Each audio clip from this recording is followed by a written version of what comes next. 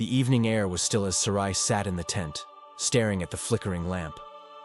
Years had passed, and though she was the wife of Abram, the man to whom God had promised many descendants, her womb remained barren. She had wept, prayed, and hoped, but no child had come. The burden of waiting weighed heavily on her heart, and the whispers of doubt grew louder with each passing year. One night, as the silence pressed upon her, Sarai made a decision.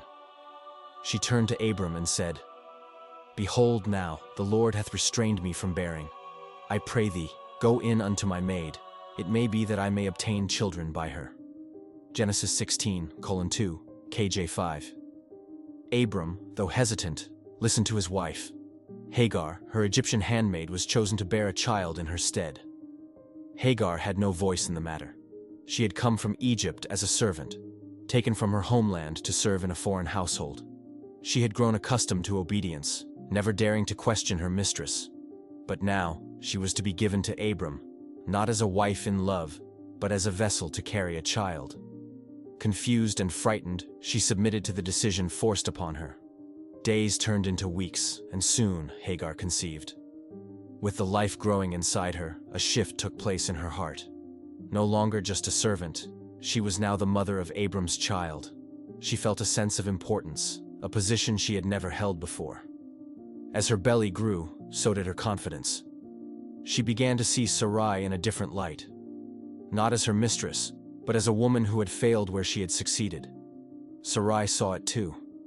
She noticed the change in Hagar's demeanor, the way she walked with her head a little higher, the glances she gave. And in Sarai's heart, pain turned to bitterness. She went to Abram and said, "My wrong be upon thee. I have given my maid into thy bosom." And when she saw that she had conceived, I was despised in her eyes. The Lord judge between me and thee. Genesis 16:5, KJ5. The flight into the wilderness. Abram, caught between the two women, refused to intervene. "Behold, thy maid is in thy hand. Do to her as it pleaseth thee," he told Sarai. Genesis 16:6, KJV. Sarai did not hold back. She dealt harshly with Hagar, making her feel the weight of her position once again. The joy of carrying a child was now overshadowed by suffering. Hagar could bear it no longer. One night, under the cover of darkness, she fled into the wilderness. She did not know where she was going. She only knew she had to escape. The vast desert stretched before her, endless and merciless. Each step grew heavier as she walked, her strength fading under the scorching sun. She finally reached a spring in the wilderness, exhausted and broken. She had nothing left, no home, no protection, and now, perhaps even no future. She sat by the water, her heart pounding with fear and sorrow. Had she made a mistake in leaving? Was she truly alone? Then, in the stillness of the desert, a voice called her name. "Hagar, Sarai's maid, whence camest thou, and whither wilt thou go?" Genesis 16:8, KJ5. She gasped, looking around, but no one was there, only the wind stirring the dust. Yet the presence was undeniable. Someone saw her. Someone knew her. It was the angel of the Lord.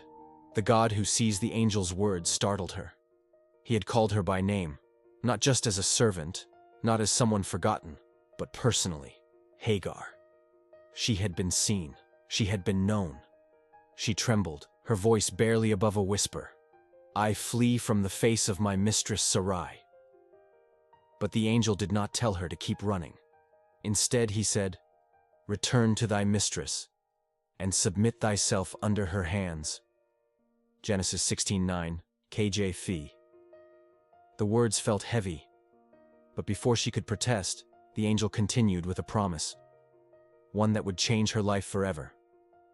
"I will multiply thy seed exceedingly, that it shall not be numbered for multitude." Genesis 16:10, KJV. Hagar listened, her heart pounding. A promise? For her? For her child? She had never been given anything of her own. And yet, here was a divine proclamation that her son would become a great nation. "Behold, thou art with child, and shalt bear a son, and shalt call his name Ishmael, because the Lord hath heard thy affliction. Genesis 16:11, KJV. Ishmael. God had heard her cries. The wilderness had not swallowed her. The loneliness had not gone unnoticed. Overcome with emotion, she whispered, "Thou God seest me." Genesis 16:13, KJV.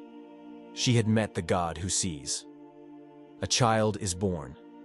Hagar returned to Abram's household as the angel of the Lord had instructed. Though her heart was heavy, she carried within her the promise of God. The journey back was long, and each step reminded her of what she was returning to. A home where she was no longer welcomed, a mistress whose heart had turned bitter, and a life of servitude. Yet, she was not the same woman who had fled. She had encountered the living God, and she now walked with the certainty that he had seen her.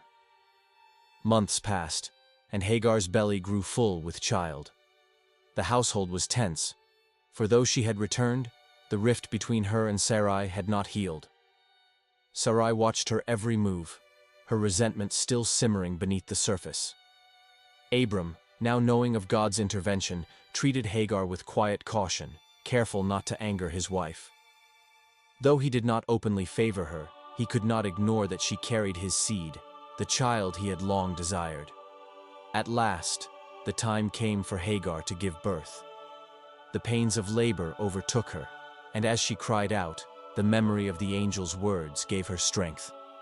Hours passed, and then, with one final push, the cry of a newborn filled the tent. Hagar wept, exhausted yet overwhelmed with joy. The promise had been fulfilled. A son had been born, just as the Lord had said. Abram entered the tent and beheld his son for the first time. His heart swelled with emotion as he took the child into his arms. Remembering the angel's instruction, he named the boy Ishmael, which meant God hears. Genesis 16:11, KJV. It was a name that would forever remind them that the Lord had not only seen Hagar's affliction, but had also heard her cries. For a while, peace settled over the household. Hagar, though still a servant, now had a purpose beyond servitude. She was a mother, and her son was the firstborn of Abram. She watched him with pride as he grew, his tiny hands grasping her fingers, his eyes filled with life. But deep in her heart, she knew that this peace would not last. The very presence of her son was a reminder of the conflict that had not yet been resolved. The birth of the promise years passed, and Ishmael grew into a strong and lively child. Hagar watched him with deep love, knowing that he was her greatest treasure. Though life in Abram's household remained tense, Ishmael brought her joy. He was a child full of energy, and as he played among the tents, she could not help but wonder, was he the one through whom God would establish his promise to Abram? He was, after all, Abram's firstborn. But then, one day, everything changed. Sarai, now called Sarah after God changed her name, Genesis 17:15, KJV, gave birth to a son. It was something no one had expected, least of all Sarah herself. She had been barren for so long that when she heard the angel's prophecy that she would bear a child, she had laughed. Genesis 18:12, King James Version. Yet, here he was, Isaac, the son of promise, the fulfillment of God's covenant with Abram, now called Abraham. Genesis 17:5, King James Version. The birth of Isaac shifted the balance in the household. While before Ishmael had been the only son, now there was another, one born from Abraham's wife, not from a servant. Though Abraham loved Ishmael, his heart was also full for Isaac. Sarah, having suffered years of humiliation, now held her own child, and her joy knew no bounds. She had everything she had ever wanted, but her heart was not at peace. Tensions between Sarah and Hagar deepened once more. Sarah had once commanded that Hagar bear a child for her, but now she no longer needed the son of a servant. Ishmael, once the center of attention, was slowly pushed aside. Hagar noticed it first, the way Abraham's eyes lingered on Isaac longer, the way Sarah watched her and her son with quiet calculation. The unspoken conflict was growing, and Hagar feared what it would bring. The final blow came on the day Isaac was weaned. Abraham held a great feast to celebrate. Genesis 21:8, King James Version. The entire household gathered, and laughter filled the air. But in that moment of joy, Sarah saw something that turned her heart against Hagar for the last time. She saw Ishmael mocking Isaac. It was a small action, perhaps a playful remark from an older brother, but to Sarah, it was enough. Her joy turned into anger, and she knew Ishmael could not remain in their home. Cast into the wilderness, Sarah's laughter from the feast had faded, replaced by a cold determination.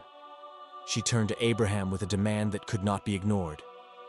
Cast out this bondwoman and her son, for the son of this bondwoman shall not be heir with my son, even with Isaac. Genesis 21:10, KJV. Her words were sharp, final. She would not allow Ishmael to share in her son's inheritance. Abraham's heart was troubled. Ishmael was his firstborn, his flesh and blood. He had watched the boy grow, teaching him the ways of the land, and he loved him dearly. The thought of sending him away tore at his soul. He struggled with Sarah's demand, unsure of what to do. But that night, God spoke to him, giving him an answer. Let it not be grievous in thy sight because of the lad, and because of thy bondwoman. In all that Sarah hath said unto thee, hearken unto her voice, for in Isaac shall thy seed be called. Genesis 21:12, KJV. The words were painful, but they were clear. God had chosen Isaac as the child of the covenant, and Ishmael's place was not among them. Yet God did not abandon Hagar's son.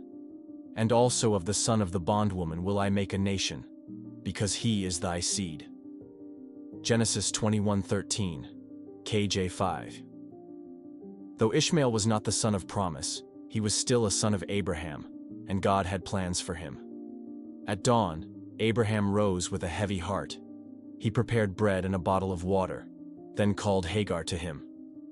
She looked into his eyes and saw what was coming before he even spoke. No words could soften the truth. She and Ishmael were being sent away. With trembling hands, she took the provisions and held her son close, her heart pounding with fear. Where would they go? What would become of them? And so Hagar and Ishmael departed, wandering into the wilderness of Beersheba. Genesis 21:14, King James Version. The sun bore down upon them, the desert stretching endlessly in every direction. Each step felt heavier than the last, as if the weight of rejection pressed upon her shoulders. She had left once before, running in fear, but this time, there was no home to return to. They were alone, cast out, and at the mercy of the wilderness. Lost and forsaken. The wilderness of Beersheba was vast and unforgiving. Hagar and Ishmael wandered beneath the scorching sun, their shadows stretching long upon the desert sand. The small bottle of water Abraham had given them was nearly empty, and each step became more difficult. Ishmael, once full of energy, now walked slowly beside her, his lips dry and cracked. Hagar's heart pounded with fear as she looked at her son. The heat was merciless, and Ishmael's strength was failing. Her mind raced for a solution, but there was none. No shelter, no food, no direction. She had been cast out with nothing, and now, it seemed, she would lose everything.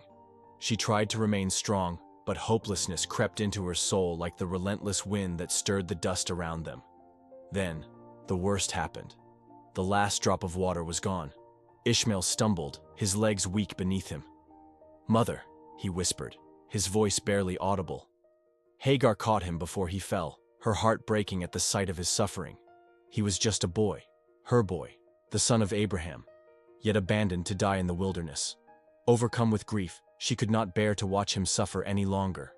She led him to a small shrub, the only trace of shade in sight, and gently laid him beneath it.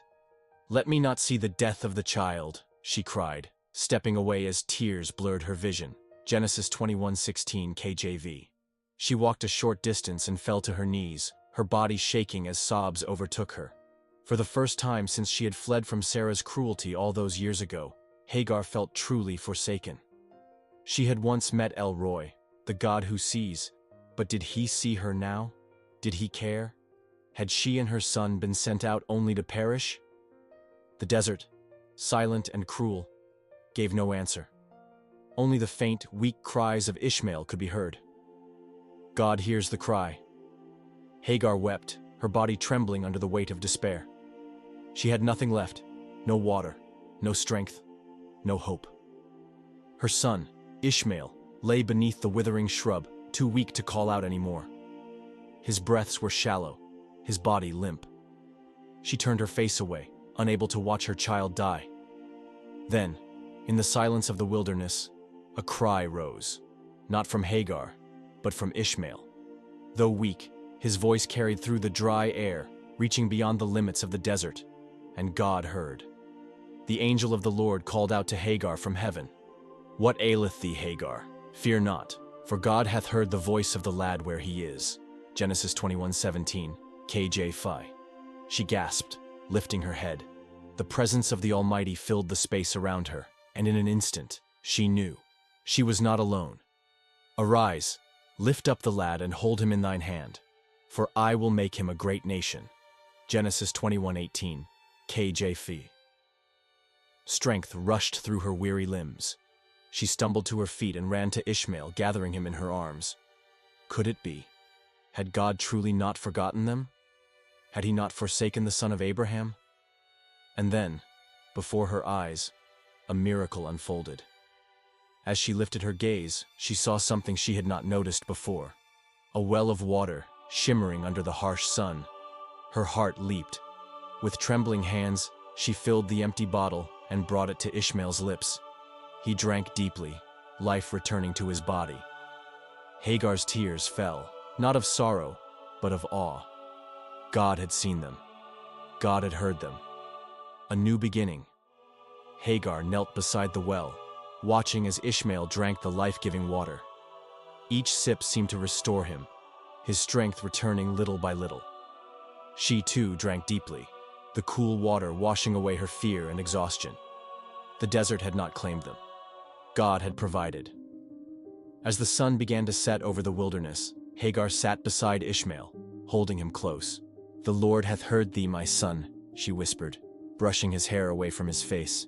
She now understood why God had commanded Abraham to name him Ishmael. God hears. He had not been abandoned, nor forgotten. God's promise remained. Days turned into weeks, and Hagar and Ishmael made their home in the wilderness of Paran. Genesis 21:21, King James Version. The once merciless land became a place of survival and growth. Ishmael grew strong, learning to live off the land. He became a skilled archer, his hands steady, his aim sure. He was no longer the weak child lying under the shrub. He was a son of the desert, a survivor. Though their past had been filled with sorrow, Hagar found peace in their new life. She no longer served as a mere handmaid in Abraham's household, nor was she a woman cast aside. She was the mother of a future nation. She carried the knowledge that God had a purpose for her son, and she clung to that hope. As Ishmael grew into a young man, Hagar took it upon herself to secure his future. She traveled to Egypt, her homeland, and found him a wife. Genesis 21:21, King James Version. With this, a new chapter began. The family that had once been cast out was now building a legacy. The boy who had almost died in the desert would one day father a mighty nation. God's promise had not failed. A nation rises. The years passed, and Ishmael grew into a man of strength and resilience. He had survived the harsh wilderness, and now he thrived in it. The desert had taught him endurance, and the well of water God had provided had become the foundation of his survival. Hagar watched her son with pride, knowing that his life was no accident. He was chosen, not as the heir of Abraham's covenant, but as the father of his own great nation. As Ishmael settled in Paran, his family grew. His Egyptian wife bore him sons, and soon his household expanded into a tribe. The once forgotten child had become the leader of a growing people. The same land that had once seemed like a place of exile was now a land of prosperity for his descendants. God's promise to Hagar had not been empty. Her son was becoming a great nation. Though Ishmael had been separated from his father's household, he never forgot Abraham. Despite the past, there was still a bond between them. He had been raised by Abraham, learned from him, and carried his blood. Even as he built his own legacy, he remembered where he had come from.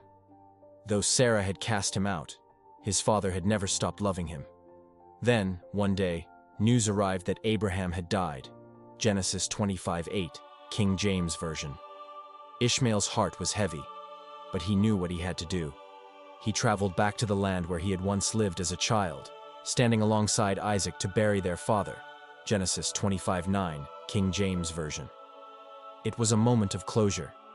Though their destinies had taken different paths, they were still sons of the same man. They stood together, if only for that day. As Ishmael left his father's burial place, he looked back one last time. He was no longer the child who had been cast out with nothing but a skin of water. He was no longer a boy crying in the wilderness. He was a man, a leader, the father of a nation, and in his heart, he knew that through every hardship, God had been with him. The 12 princes. Ishmael returned to the wilderness of Paran, but he was no longer just a wanderer. He was now the father of a people. His family continued to grow, and soon, his 12 sons were born, each one destined to become a ruler in his own right. Just as God had promised, Ishmael's descendants did not fade into obscurity, but became mighty leaders of their own tribes. Genesis 25:16, King James Version. Hagar watched with joy as her son's household flourished. The same boy she had laid under a shrub thinking he would die was now the patriarch of a rising nation. God is faithful, she whispered often, remembering the words of the angel in the desert. She had doubted, she had feared, but the Lord had seen her and had not forsaken her son. Each of Ishmael's sons carried a legacy. Princes of tribes that spread across the land, from Havilah to Shur, near Egypt. Genesis 25:18, King James Version. They built settlements, raised livestock, and established trade routes. Their people grew strong, skilled in battle and survival, much like their father. Though they were separate from Isaac's lineage, they were a people chosen by God to multiply and prosper. Yet, the descendants of Ishmael were not without hardship. As they expanded, they faced opposition from surrounding nations, and conflict arose between their people and those of Isaac's lineage. The tension between the two brothers had not been forgotten by their descendants. The prophecy spoken about Ishmael's nature came to pass. He will be a wild man. His hand will be against every man, and every man's hand against him. Genesis 16:12, KJV. Still, despite the struggles, the promise to Ishmael remained firm. His name was written in history, his people firmly established. Hagar, though now older, found peace knowing that her son was no longer the forsaken child of the wilderness. He had become everything God had foretold, a father of nations, a prince among men. The legacy of the God who sees Hagar sat beneath the shade of a palm tree, watching as her grandchildren played in the sand. The once lonely wilderness was now filled with laughter and life. She had lived long enough to see the fulfillment of the promise given to her in her darkest moment. Ishmael had become a great nation. Her heart swelled with gratitude, for though she had once felt abandoned, she now saw the hand of God in every step of her journey. Her son Ishmael had grown into a respected leader. His 12 sons had become princes, ruling over their tribes and settling across the land. The name of Ishmael was known far and wide, not as a child rejected by Abraham's household, but as the father of a mighty people. Genesis 25:16, King James Version. Hagar smiled, remembering the voice that had once called to her in the wilderness. "Fear not, for God hath heard the voice of the lad where he is." Genesis 21:17, KJV. As the years passed, Hagar grew older, but her faith never wavered. She often told the story of how El Roi, the God who sees, had found her in the desert and had not let her perish. She had once thought she was invisible, forgotten, but now she knew that God had never turned his eyes away from her. He had seen her suffering, heard her cries, and made a way where there was none. Ishmael continued to prosper, and though there was conflict between his descendants and those of his brother Isaac, he always remembered the God of his father Abraham. He lived a long life, ruling over his people, and when his time came, he died at the age of 137. Genesis 25:17, King James Version. His children buried him among his people, and his legacy continued for generations. Though the Bible does not record the final days of Hagar, her story was never truly about how she ended. It was about how God had seen her, cared for her, and fulfilled his word. She was no longer just a servant, no longer just a cast-out woman. She was the mother of nations, a woman whom God himself had spoken to. And so, her name lived on, not as one forgotten, but as a testimony of the God who never forgets. Morals from this story. God sees and hears the afflicted. Hagar's story reminds us that no one is invisible to God. Even when she was cast out into the wilderness with no hope, God saw her pain and heard her cries. Genesis 16:13, 21:17, KJV. This teaches us that no matter how abandoned or forgotten we may feel, God is always watching over us and listening to our prayers. God's promises never fail. Though Ishmael was not the chosen heir of Abraham's covenant, God still fulfilled his promise to make him a great nation. Genesis 21:18, King James Version. This shows that God is faithful to his word, even when circumstances seem hopeless. When he makes a promise, he will always bring it to pass in his perfect time. Trials and rejection can lead to God's greater purpose. Hagar's greatest suffering, being cast out into the desert, became the very moment where she encountered El Roi, the God who sees. Sometimes our most painful trials are what bring us into a deeper relationship with God and prepare us for his greater purpose in our lives.